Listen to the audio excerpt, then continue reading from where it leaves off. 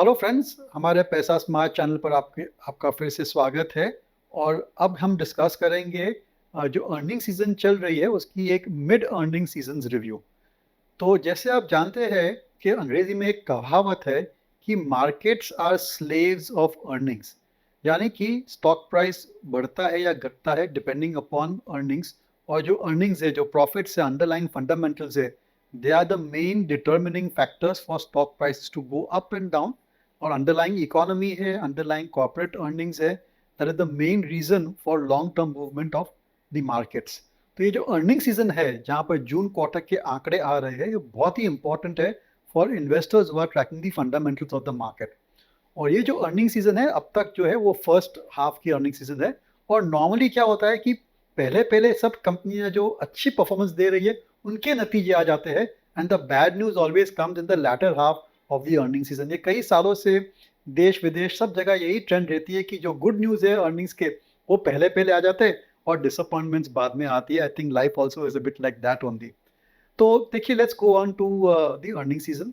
तो earning season जो first half आया है अभी तक वो काफ़ी अच्छा रहा है मार्केट्स के लिए और कंपनीज के लिए और इन्वेस्टर्स के लिए भी, क्योंकि as you know stocks are trading at all time highs. So obviously earnings also are underlying earnings are also very strong. तो सेक्टर बाय सेक्टर चलते हैं। तो सबसे बड़ा सेक्टर है अपना, वो है बैंक्स। और बैंक्स के नतीजे मेरे हिसाब से थोड़े वीक थे, थोड़े डिसअपॉइंटिंग थे, लेकिन ये एक्सपेक्टेड था। तो बैंक्स को हम जब एनालाइज करते हैं तो हम उनकी प्री प्रोविजनिंग प्रॉफिट्स देखते हैं, यानी कि बैड लोन्स की प्रोविजंस के पहले उनकी प्रॉफिटेबिलिटी क्या रही है। और इस अर्निंग सीजन में, as was the case in the last earning season also, ये जो प्री प्रोविजनिंग प्रॉफिट्स है that is more less flat और स्लाइटली डिक्लाइनिंग। लेकिन जो नेट प्रॉफिट्स है for public sector banks, it has done very well, क्योंकि उनकी provisioning cost बहुत ही कम हो रही है। सो ईयर ऑन ईयर जब कंपेयर करते हैं तो जो प्रोविजन कॉस्ट है that has come down significantly, इसलिए नेट प्रॉफिट उनका on paper net profit shows significant increase. लेकिन प्राइवेट सेक्टर बैंक्स में इसका थोड़ा ऑपोजिट ट्रेंड है। वहाँ पर प्राइवेट सेक्टर बैंक्स जिनका एनपीएस पर काफ़ी हद तक अच्छा कंट्रोल था, थोड़ा थोड़ा इकोनॉमी की वजह से और स्केल की वजह से उनके नेट नॉन परफॉर्मिंग एसेट्स के प्रोविजंस बढ़ गए हैं इन दिस पर्टिकुलर क्वार्टर। इसकी वजह से their profits have been pretty flat और डिक्लाइनिंग। जैसे कि कोटक महिंद्रा बैंक में देखा, actual profits have come down because of higher provisioning. And ये ट्रेंड हमने एचडीएफसी बैंक और एक्सिस बैंक में भी देखी है। और ओवरऑल जो उनकी नेट इंटरेस्ट इनकम है, उनका जो नेट प्रॉफिट मार्जिन है, वो उस पर ज़्यादातर प्रेशर है। और ये प्रेशर की वजह यह है कि पूरी सिस्टम में जो लिक्विडिटी है वो बहुत ही टाइट है। आरबीआई ने बहुत ही मैंने I would say strong message भेजा है कि liquidity has to be control, क्योंकि इन्फ्लेशन वो कंट्रोल करना चाहते हैं। और लिक्विडिटी कम होने के कारण डिपॉजिट रेट्स बढ़ रहे हैं और डिपॉजिट्स कलेक्ट करने पर बहुत ही ज़्यादा कंपटीशन है। इसकी वजह से जो मार्जिन है बैंक्स के, उस पर प्रेशर आ रहा है। जैसे आप जानते हैं, सिंपल है, बैंकिंग बिजनेस बहुत ही सिंपल है। They borrow money from the public in savings account and in deposits, and they lend to the corporate, they lend to even individuals and small businesses. तो जो उनकी डिपॉजिट रेट है, जो उनकी deposit mobilisation है, वो बहुत ही इंपॉर्टेंट है। तो ये थोड़ी वहाँ पर थोड़ा प्रेशर हमने देखने को मिला है। Same situation is there in NBFCs also, कि वहाँ पर भी नेट इंटरेस्ट मार्जिन पर हमने देखा है कि प्रेशर है और ग्रेजुअली उनके भी एनपीएस बढ़ रहे हैं। लेकिन दो तीन कंपनियां जो बहुत ही बढ़िया नंबर्स लेके आई है, बहुत ही बढ़िया आंकड़े लेके आई है in the NBFC space, is Cholamandalam investment और पूनावाला फाइनेंस। तो ये दो कंपनियां have been against the trend and they have declared very good numbers. उनका जो मोमेंटम है वो अभी भी काफ़ी स्ट्रांग है। तो ये बात हो गई बैंक्स और एनबीएफसीज की। जो नेक्स्ट बड़ा ग्रुप है, इंडस्ट्री ग्रुप है, दैट इज सॉफ्टवेयर। और सॉफ्टवेयर में आई वुड से कि नतीजे के बाद हमने देखा है कि स्टॉक्स में रैली आ रही है। उसकी वजह यह है कि एक्सपेक्टेशन इन्वेस्टर्स की कम थी और नतीजे तो ठीक है, मैंने प्रीटी मच फ्लैटिश है। लेकिन जो मैनेजमेंट की कमेंट्री है ना, वो बहुत ही पॉजिटिव है। और वो मैनेजमेंट्स क्या हमको कह रहे हैं कि the worst seems to be over for the software industry और टेक्नोलॉजी स्पेंड्स ग्रेजुअली ग्लोबली बढ़ेंगे। क्यों बढ़ेंगे? क्योंकि ये जो जनरेटिव एआई है, आर्टिफिशियल इंटेलिजेंस है, जो एक बहुत ही बड़ा वेव है पूरी दुनिया में।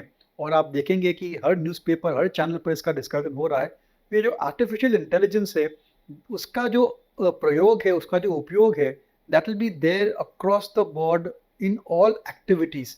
यानी हर कॉर्पोरेट, हर कंपनी, इंडस्ट्री और government will be using artificial intelligence in their day to day operations and in their activities. और उसकी वजह से इंडियन सॉफ्टवेयर कंपनीज के लिए एक अच्छा प्रॉस्पेक्ट है, अच्छी अपॉर्चुनिटी है। जैसे जैसे ये कंपनियां आर्टिफिशियल इंटेलिजेंस इंप्लीमेंट करती है, they will need the help of Indian software companies to implement these projects। इसी वजह से जो इंडियन सॉफ्टवेयर कंपनीज है they are sitting on very big deal book, यानी कि उनकी जो ऑर्डर बुक पोजीशन है, उनकी जो एंगेजमेंट लिस्ट है वो काफ़ी स्ट्रांग है और जल्द ही ये इम्प्लीमेंटेशन फेज में जा सकती है, जिसकी वजह से अगले कुछ क्वार्टर्स यानी कि शायद सितंबर दिसंबर ऑनवर्ड्स के क्वार्टर्स के नतीजे बहुत ही बड़े आ सकते हैं। तो इन्वेस्टर्स ने इसको एनालाइज किया है, इसको ऑब्जॉर्व किया है और हमने ये खास ट्रेंड देखी है कि नतीजे के बाद, मैनेजमेंट की कमेंट्री के बाद सॉफ्टवेयर कंपनी के shares are moving up and lot of software company shares like TCS, Infosys are around all time high as well. इसमें खास नतीजे एक कंपनी के बहुत ही बड़े आए हैं जो मैं डिस्कस करना चाहूँगा, वो है केपीआईटी इन्फो। तो ये केपीआईटी कंपनी करती क्या है? तो ये जो कंपनी है ना, ये सॉफ्टवेयर बनाती है which goes into electric vehicles. And जो सबसे बड़ी कंपनी ईवी कंपनीज है, टेस्ला है या शायद बीवाईडी है, जो जगत की सबसे बड़ी ईवी कंपनीज है, Volkswagen, they are the clients of KPIT. और ये इलेक्ट्रिफिकेशन जो चल रहा है इन दी ऑटोमोबाइल इंडस्ट्री, इसका बहुत ही बड़ा फायदा केपीआईटी को आ रहा है, जिसकी वजह से उनके जो नतीजे हैं they are the best in class. लेकिन price also has gone up significantly और वैल्यूएशन पी मल्टीपल की बात ही नहीं कीजिए, this trading is around 70 times plus. तो अगर ये स्टॉक में करेक्शन आता है तो ये मेरे रडार पे है और आपके रडार पे ही रहना चाहिए, शायद आप इसको अपने पोर्टफोलियो में इंक्लूड कर सकते हैं। तो सेकंड बिग ग्रुप और सॉफ्टवेयर जो हमने डिस्कस किया। तीसरा जो बड़ा ग्रुप है वो है फार्मास्यूटिकल कंपनीज। और फार्मा में हमने पिछले 2-3 क्वार्टर से देखा है कि इनके नतीजे ग्रेजुअली इम्प्रूव हो रहे हैं और उसकी वजह यह है कि जो इंडियन डोमेस्टिक मार्केट है फॉर फार्मास्यूटिकल प्रोडक्ट्स, वहाँ पर अच्छी वॉल्यूम ग्रोथ मिल रही है क्योंकि हेल्थ केयर स्पेंड है या फिर अवेयरनेस ऑफ गुड हेल्थ या फिर इंक्रीजिंग आई वुड से नेटवर्क ऑफ हॉस्पिटल्स, डिस्पेंसरीज। इसकी वजह से जो दवाई की जो डिमांड है वो अच्छी रही है, हाई सिंगल डिजिट रही है और बहुत सारे नए नए प्रोडक्ट्स भी आ रहे हैं।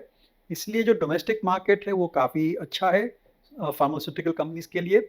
लेकिन जो एक्स्ट्रा अल्फा यानी कि जो एक्स्ट्रा ग्रोथ आ रही है that is coming from the US markets.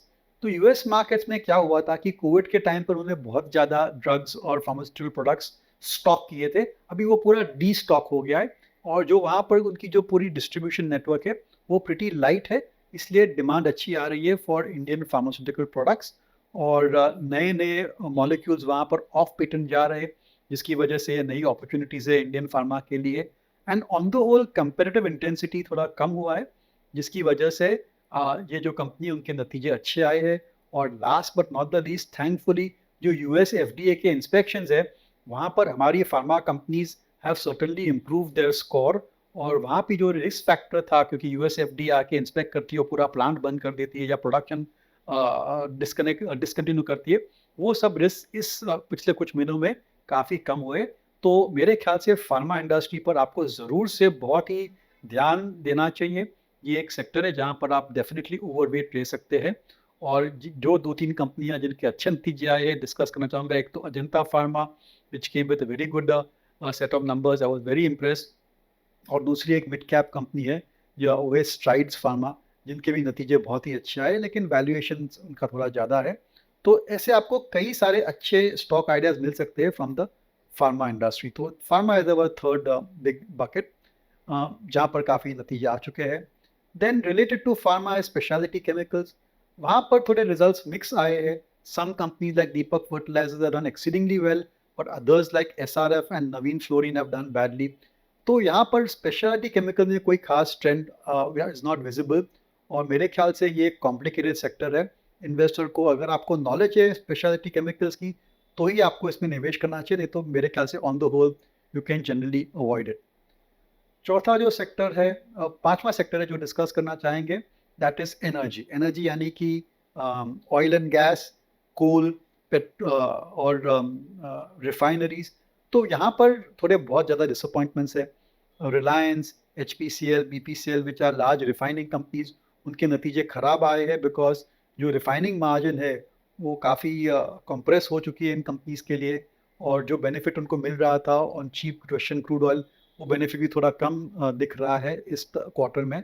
तो ये जो पूरा रिफाइनिंग सेक्टर है, ऑयल एंड गैस सेक्टर है, वहाँ पर थोड़ा स्ट्रेस हम देख रहे हैं।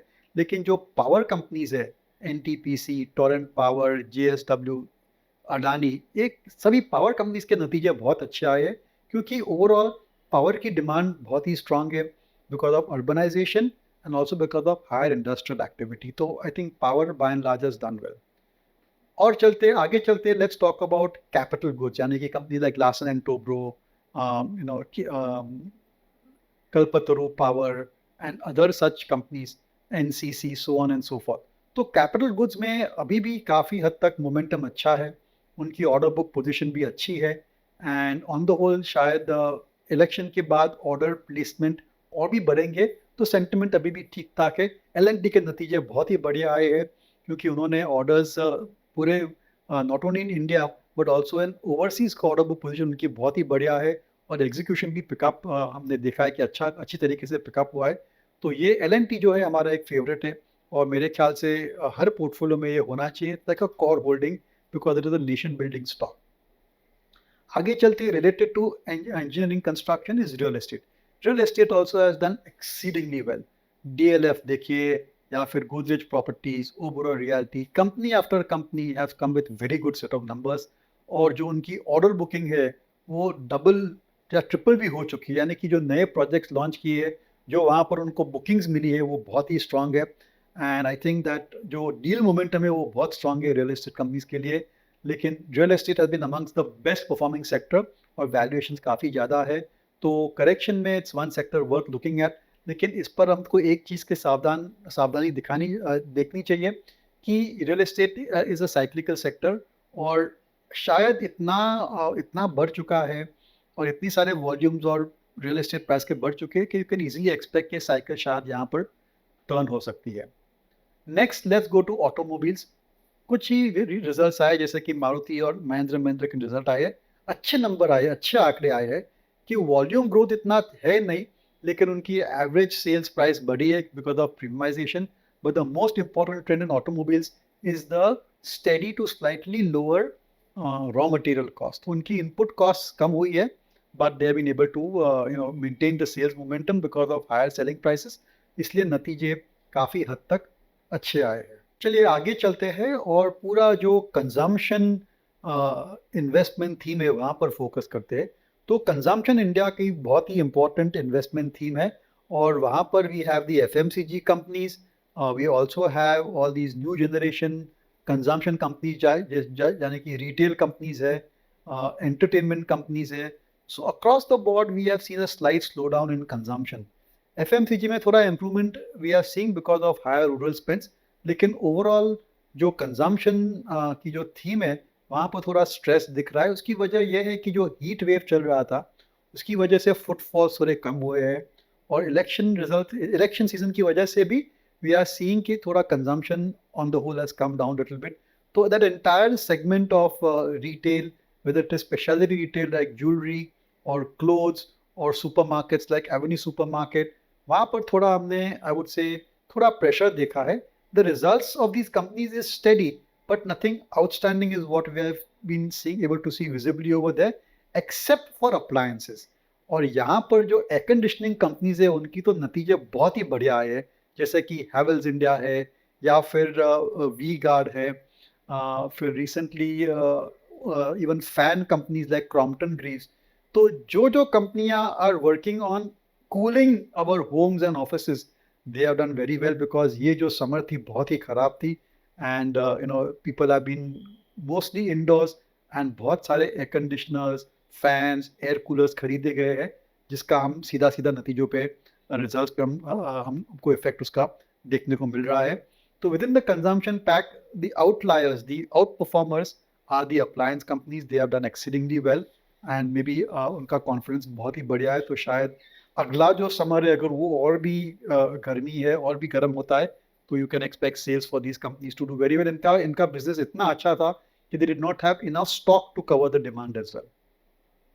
मूविंग ऑन, सीमेंट जो कि बहुत ही बड़ा इंडस्ट्री सेक्टर है, वहाँ पर हमने स्ट्रेस देखने को मिला है। उसकी वजह ये है कि volumes have been steady, but जो उनकी कंपैरेटिव इंटेंसिटी की वजह से उनकी रियलाइजेशंस थोड़े कम हुए हैं and overall input cost also have not gone down. तो across the board cement companies are broadly disappointed, लेकिन सीमेंट में कंसोलिडेशन अभी भी जारी है और सबसे इम्पॉर्टेंट डेवलपमेंट सीमेंट इंडस्ट्री में ये है कि UltraTech is in the process of acquiring India cement. India cement बहुत ही बड़ी सीमेंट कंपनी, करीबन 13 मिलियन टन की कैपेसिटी है और पूरी की पूरी अल्ट्राटेक के अंदर समा जाएगी। तो I think it's a very big and very important acquisition for UltraTech. तो जो कंसोलिडेशन है वो सीमेंट में जारी है, लेकिन सीमेंट इंडस्ट्री मेरे हिसाब से थोड़े स्ट्रेस के अंदर है बिकॉज ऑफ इंक्रीज कंपेटिटिवनेस, और सभी cement companies are rapidly expanding their capacity. और मेरे को नहीं लगता है कि इतना अच्छा डिमांड रहेगा to absorb all the additional capacity which is coming up in the market. अंत में हम स्टील के बारे में बात करेंगे। Steel and other non ferrous metal company like aluminium. तो यहाँ पर हमने देखा है कि कमोडिटी प्राइसेस पर प्रेशर की वजह से स्टील एल्यूमिनियम पर से have not done that well, और उनकी वॉल्यूम ग्रोथ भी थी, वो भी थोड़ी आई वुड से काफ़ी कम थी। 3-4% type of volume growth was there. और steel companies are facing increasing competition from Chinese imports which are coming through other countries. तो ये क्वार्टर स्टील के लिए इतना बढ़िया नहीं था। अगेन स्टील में भी companies are rapidly expanding their capacity, so I don't know whether there be enough demand for steel which is being produced in the country. और ग्लोबल ओवर कैपेसिटी तो काफ़ी हद तक है स्टील में, तो वहाँ पर हमारा व्यू थोड़ा नेगेटिव है, so one should keep that in mind. तो ये रहा अपना mid mid earning season review. और मिडिल ऑफ अगस्त जब पूरी अर्निंग सीजन समाप्त होगी, तब हम आपके लिए एक फाइनल अर्निंग्स सीजन रिव्यू लेके आएंगे। बिकॉज कुछ सेक्टर्स है जैसे कि टेलीकम्युनिकेशन है, ऑटो एंसिलरी है, या फिर एंटरटेनमेंट है, यहाँ पर पूरे पूरे हेल्थ केयर है, पूरे नतीजे अभी तक आए नहीं है। सो वील फोकस ऑन दो सेक्टर्स ओवर देयर। और जो हमने सेक्टर्स अभी कवर किए उस पर अगर और कोई डेवलपमेंट है और कोई खास बात है तो वो भी डिस्कस करेंगे। So watch out for the final review of this particular earning season. And I would like to end by saying what I started कि markets are slaves of earnings. ये बात आप खास ध्यान रखिए।